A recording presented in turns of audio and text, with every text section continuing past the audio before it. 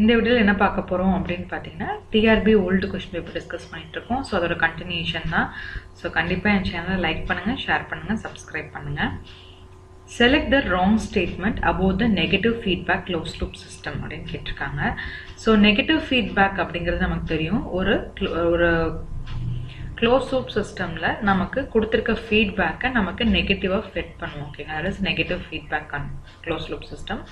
So இதில் வந்து பார்த்தீங்கன்னா what are the options they have given? Better stability in steady state. Yes, for closed loop system there is negative feedback closed loop system.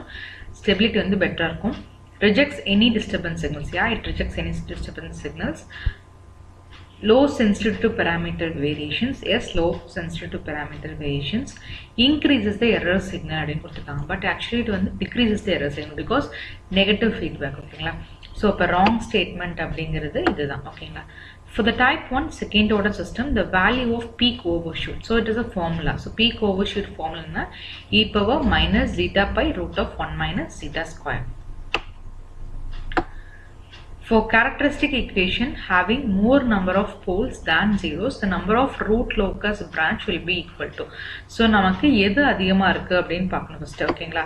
So number of poles அதிகமா இருந்துச்சு அப்படின்னா நமக்கு root locus branches will be equal to number of poles. ஓகேங்களா.